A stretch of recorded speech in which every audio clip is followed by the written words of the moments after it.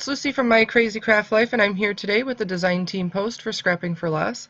Today I'm going to be making two different types of shakers, one that's kind of in the card and the other one that's on the outside of the card. And I'm going to be using the Flavor of the Month kit from February of 2020. It's all about the girls. And to start off with, I am going to use the Flourish stencil that was part of the banana split level and some glacier paste. And the glacier paste is really cool. It almost, when it dries, it almost looks like foil on top of it. And for this particular one, I have just these two colors. I have silver and this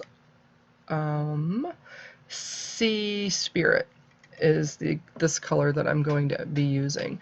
It's kind of a bluish green, a turquoise kind of color. And the paste is very, very fluffy and light. It's very, very light. It's very different than like the glimmer pastes and stuff. This is almost like a whipped butter, maybe even fluffier than whipped butter. So I'm just going to set that off to the side. One thing I did learn is you do want to make sure that you don't kind of gouge areas, because I ended up gouging a couple areas. You can't really tell because of how the card is, you know, with the shaker as part of it, but if this was just on the front panel and, you know, I didn't really have anything else, you'd definitely be able to tell. Then I'm taking some acetate and some vellum, and I'm stamping from the glass slipper stamp set from collection 3 onto these, and I'm using StazOn ink, and I have a couple different colors and I was trying them all. I end up just cutting these out by hand. I'm fussy cutting them because when I tried to scan it into the scan and cut, it actually showed all of the lines, so I wasn't able to do that with this. But I do end up just using black on the card, on the second shaker card for this. Now for the first shaker, for the front of the shaker, I'm actually going to be using this bag that was part of collection number 4, the Tea Party, and it's an organza bag by Doris. And I'm cut it in half, and then that's what I'm going to use over the top instead of using a piece of acetate. And I'm using very thin tape to just go around this oval that I cut out of the panel. And you can see how shiny that is there once it's completely dry. I think that was really cool. That glacier paste is really interesting to work with. And then once I get this score tape on here all the way around, I'm going to peel it off and then just put one of the pieces of organza down. And then I'm just going to cut off the ends because I cut it into a square, so I'm just cutting off the ends since this is an oval. Not that it really would have mattered. I don't know why I bothered, because it didn't matter one way or another. But then in order to make the shaker, I'm actually going to double up on my foam tape. So in a second here, you'll see I switch to using the foam tape and I stick it together. Now this is pieces that I picked up from a kit from Michael's. I'm not even sure what it was. And I cut all of these pieces. So I have some that are very thin and some that are a little bit thicker. And I just, like I said, stacked 2 on top of each other because I wanted to make sure, one, that my sequins that I pulled out I was going to be able to use them, but also I wanted to use the wood pieces that came in that same collection for the wood icons by Kaisercraft. And the one that I had was a rose one and then Friends Forever. So you're going to see me just putting the foam tape all the way around. Those very thin pieces I used to make that oval. And then the rest of the pieces I'm just going to place around the rest of the card, because you want this panel to be the same size all the way around so that you don't have any divots in it after you put the panel onto the card base itself. This panel is 4 inches by 5 1/4, so there's going to leave a border around it. I also used 2 of the oval dies and cut out a frame. So I used the small one and then the one right up larger than that. Now, one way when you want to get something completely in the center is to use your ruler and just kind of make a X in the center, or a plus sign, you know, in the center of it, and then that way you can make sure you get it right in the center of it. Which even after I did that, I still screwed this up, and I ended up having to cut a little bit of the card base away, which didn't really matter because it will actually work out well, because it'll fit better in the envelope since it's a little bit shorter and a little bit not as wide. So that worked out well. I just had some sequins in my stash that I used there. I don't even know, to be honest, where they were from. I had some almost the same color as the glacier paste, and then another one that was some type of gray, like iridescent type ones.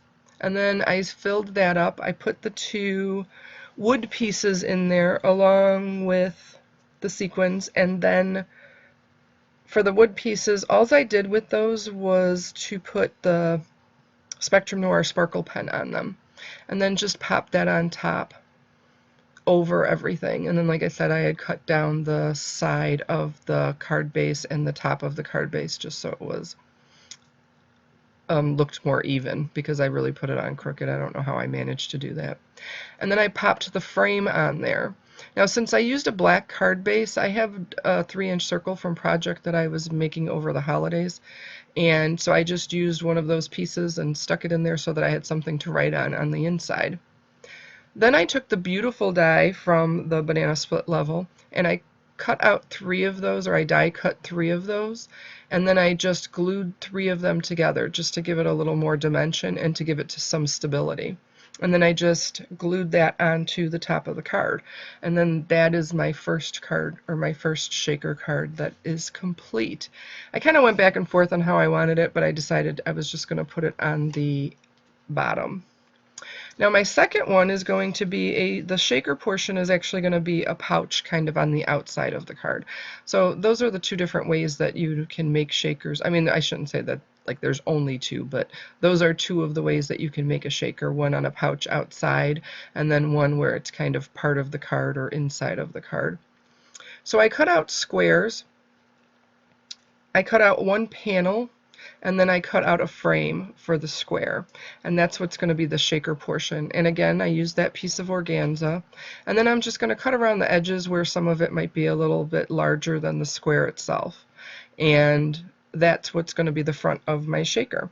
And I really like that. It gives it a different look and kind of a different texture when you use the organza on there. And then again, I doubled up on the foam tape. This was a different, I think this is, I got from, actually I'm not even sure where I got that from. But again, these are just very thin pieces, and since this frame is very thin, it had to be, you know, something that was going to fit on there. So that's why I ended up using them. And then I just popped all of my sequins, and I used some glass beads. And the sequins, again, were just from my stash. And the glass beads are from Art Glitter. I'll be honest, I have no idea where I got them from or why I even have them. But they were super tiny, and they kind of matched the pink or the mauve color in the card base that I'm using, or in the card panel, the back panel that I'm using, and it matched it perfectly. Then I took a piece of white cardstock to stamp the sentiment, and I used the sentiment, "Cinderella is proof that a pair of shoes can change your life." And I popped on the card panel, and that card panel is the same size as the card base itself, so it's 5.5 by 4.25 inches. I also used a piece of the, in collection number 2 was Gold Rhinestone Mesh by Doris. And so I cut that down to the same size as the card, which is 4.25 inches, and I let it be that I used, I guess, 1, 2, 3, 4, 5 rows of the bling. And then the piece that I used for the sentiment is 3 inches long by just about 3/4 of an inch. It's a little bit less than 3/4 of an inch, and that's what I used to do that. And I made it a little bit longer so I could fishtail the end. Now, I used liquid glue for the rhinestones because I wanted to make sure that those stayed on there well, and then I adhered it. I popped the sentiment up with some foam tape, mainly because I didn't want it to be really off because it was going to go on top of the rhinestones. And then I just popped that up towards the top of the card, and then I popped on the shaker portion onto the corner. The last thing I did was add the silver, or not the silver slippers, but the glass slippers. And like I said, because I use the acetate, you can just see the outline. And I used the glue just right behind all of the areas where the ink was. And that's it. Those are my 2 shaker cards. So I hope you enjoyed this video, and I hope everybody has a great day, and take care with all of this craziness going on right now. I hope everybody takes care.